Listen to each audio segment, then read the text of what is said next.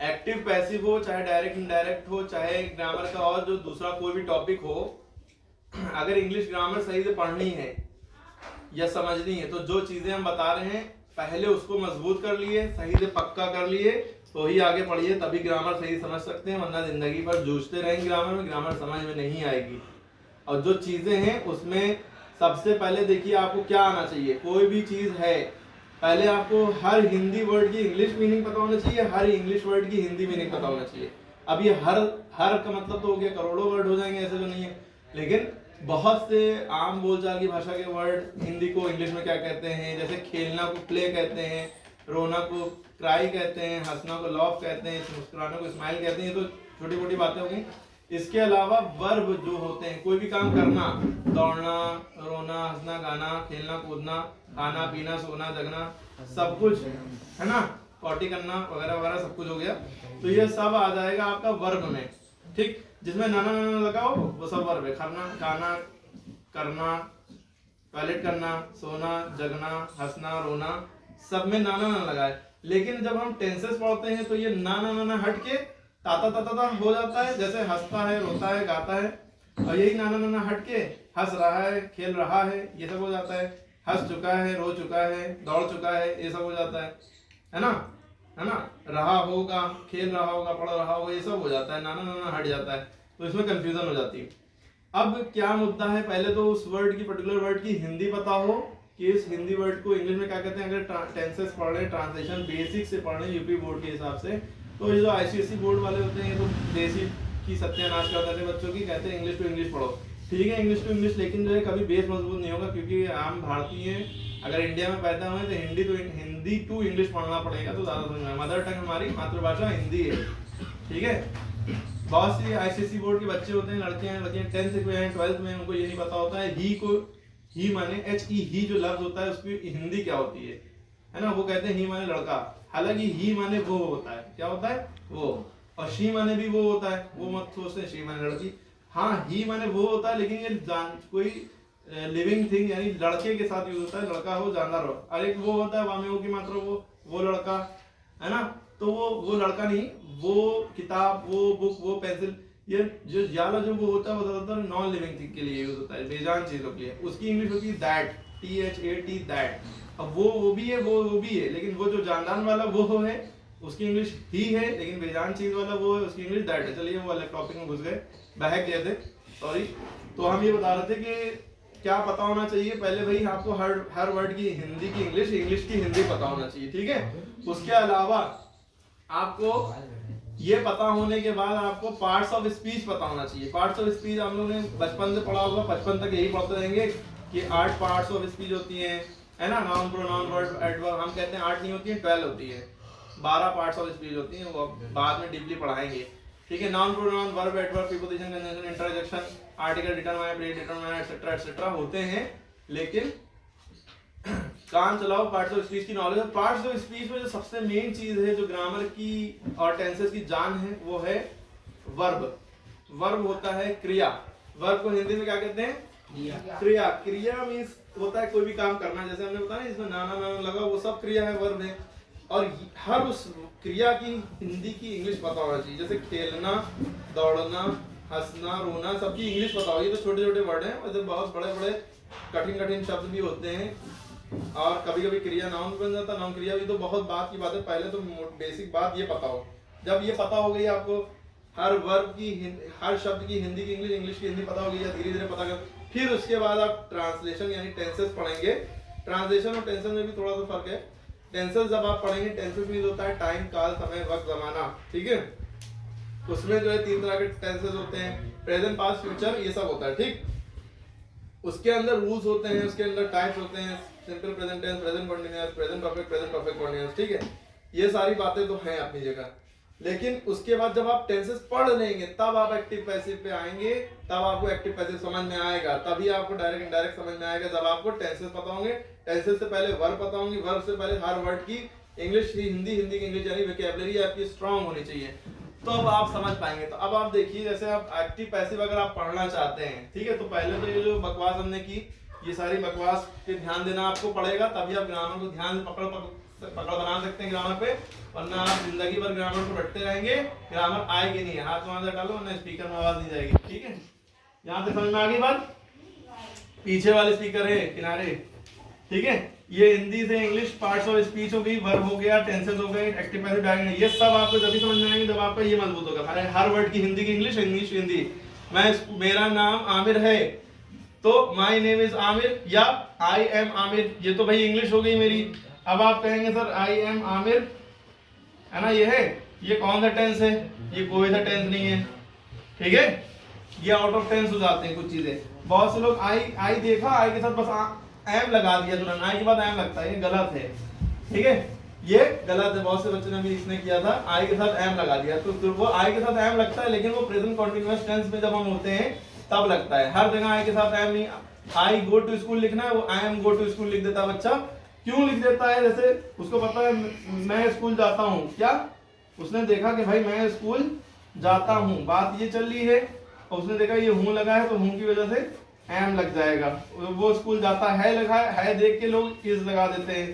ठीक है देख के लोग आर लगा देते हैं। वो सब होगा जब है से पहले रहा रही रहे लगाओ। है से पहले क्या लगाओ? रहा रही रहे हैं, इनमें रहा रही रहे लफ्ज लगा होगा, उसके बाद है होगा तो इज एम आर में से लगेगा, है ना। लेकिन इससे पहले है से पहले हूं से पहले ता तीते है तो इज एम आर में से ना इज लगेगा, ना एम लगेगा, ना आर लगेगा। ठीक है, इन दोनों को भूल जाइए ना। आईएनजी लगेगा, I am playing, I am running, ये सब आईएनजी जब लगता है जब रहा रही रहे हो। ये तो अलग टॉपिक है, इसको हम नहीं बताना चाह रहे हैं। अभी एक्टिव पैसिव पे आइए। एक्टिव पैसिव में अभी हमने एक चीज बता चुके हैं इससे पहले वाले पार्ट में। एक्टिव पैसिव और वीडियोस में पढ़े हैं, उसको देखेंगे। उसके बाद जो है जब आप रूल्स पे आएंगे, अब आप रूल्स देखिए क्या है। रूल्स में सबसे पहले आपको, भाई हमने कहा ना ये जान है, ये ग्रामर की जान है वर्ब, है ना। जब तक कि आपको वर्ब नहीं आता है, वर्ब की फॉर्म्स नहीं आती है, वर्ब में फर्स्ट फॉर्म होती है, सेकंड फॉर्म होती है, थर्ड फॉर्म होती है, फोर्थ फॉर्म आईएनजी फॉर्म जिसे कहते हैं, फिफ्थ फॉर्म भी होती है। बहुत से लोग फिफ्थ फॉर्म नहीं जानते हैं, वो जो एसईआईएस वर्ब की फॉर्म में लगा दो वही फिफ्थ फॉर्म हो जाती है। लेकिन आप अगर उसको ना छेड़े तो रहने दिए, वर्ब की फर्स्ट ही फॉर्म में समझिए एसईआईएस लगा है, एस या ईएस दोनों में एक चीज। ठीक है, और वर्ब की आईएनजी फॉर्म मतलब प्लेइंग, आईएनजी लग जाओ, रनिंग। ठीक है, समझ में आई बात? जूम करते रहना बीच बीच में। अब रूल्स में अभी हम इससे पहले बता चुके हैं, इससे मोटी मोटी बातें, छोटी छोटी बातें देखिए अंदर की। वो क्या है भाई? रूल्स क्या है? हमेशा एक्टिव से पैसिव में करने का मतलब है सब्जेक्ट को ऑब्जेक्ट करेंगे, ऑब्जेक्ट को सब्जेक्ट करेंगे। दूसरा रूल हमने बताया था वर्ब की थर्ड फॉर्म में बाय लगेगा ही लगेगा। ठीक, ये दोनों तो चीजें फिक्स हैं, ध्यान से देख लो वर्ब, ये रूल्स, ये नहीं आता तो कुछ नहीं कर पाओगे एक्टिव पैसिव। ठीक, ये एक्टिव पैसिव में मेन अहम बात हो गई। ठीक है, क्लियर हो गई बात? वर्ब की third form plus by, sorry. ठीक है, वर्ब की थर्ड फॉर्म और बाय। ठीक है, अब जो रूल्स है मेन वो देखिए, वो रूल्स क्या हैं। रूल्स क्या होते हैं एक्टिव पैसिव के, कि जब आप जो है वर्ब की फर्स्ट फॉर्म लगी हुई देखें कहीं तो आप इज एम आर में से एक चीज लगा दिए, और वर्ब की थर्ड फॉर्म और बाय तो लग रही है। और आपको पता है सब्जेक्ट जो है ऑब्जेक्ट यहाँ पे हो जाएगा। जब आप पैसिव बनाएंगे, ये पैसिव है, ये एक्टिव है। एक्टिव मैंने सिंपल सा रूल दिया होगा, कान इधर से घुमा के पकड़ना होता है। वो खाना खाता है, खाना उसके द्वारा खाया जाता है। वो खाना खाता है, एक्टिव है, वो खाना उसके द्वारा खाया जाता है, पैसिव है। बात देखिए, मतलब देखिए, बस घुमा के बात कही जा रही है। ठीक है, जूम करते रहना। तो वर्ब की फर्स्ट फॉर्म होगी तो इज एम आर में से एक चीज लगेगी, और वर्ब की थर्ड फॉर्म बाय। ठीक, अच्छा ये पता होना चाहिए भाई एम किसके साथ लगता है? जब ऑब्जेक्ट आई बने, आई के साथ एम लगेगा। ही, शी, इट, इन तीनों में से और कोई सिंगुलर होगा, सिंगुलर कोई सब्जेक्ट होगा, यानी कि काम को जो कर रहा है वो अकेला है तो इज लगता है। और वी यू दे और कोई प्लूरल हो, सब्जेक्ट कोई प्लूरल हो, इनके साथ आर लगता है। ठीक है, इसके बाद जो हमारा दूसरा रूल है कि भाई इज एम आर अगर पहले से लिखा दिख रहा है, क्या इज एम आर, और वर्ब की आईएनजी फॉर्म अगर हमें पहले से लिखी दिख रही है तो हम यही लगाएंगे, इज एम आर ही लगाएंगे। भाई सब्जेक्ट को ऑब्जेक्ट को करना, ऑब्जेक्ट को सब्जेक्ट करना वो अलग बात हमने बता दी। इज एम आर अगर पहले से लिखा दिख रहा है तो इज एम आर ही लगेगा। वर्ब की इज एम आर के बाद बीइंग लग जाएगा, क्या लग जाएगा? बीइंग प्लस वर्ब की थर्ड फॉर्म, और बाय तो लगना ही लगना है, बीईआईएनजी, बीइंग लग जाएगा। ठीक है, उसके बाद तीसरा रूल देखिए, कभी आपको हैज, हैव में से या हैड भी, लिखा कुछ मिल जाए, वर्ब की थर्ड फॉर्म लिखे तो हैज हैव हैड ही में से लगेगा। अच्छा हैज हैव यानी प्रेजेंट में है, प्रेजेंट परफेक्ट में तो हैज या हैव ही लगेगा। लेकिन हैड वाले में अगर हैड प्लस वर्ब की थर्ड फॉर्म तो हैड वाले में हैड ही लगेगा, हैज हैव नहीं लग सकता।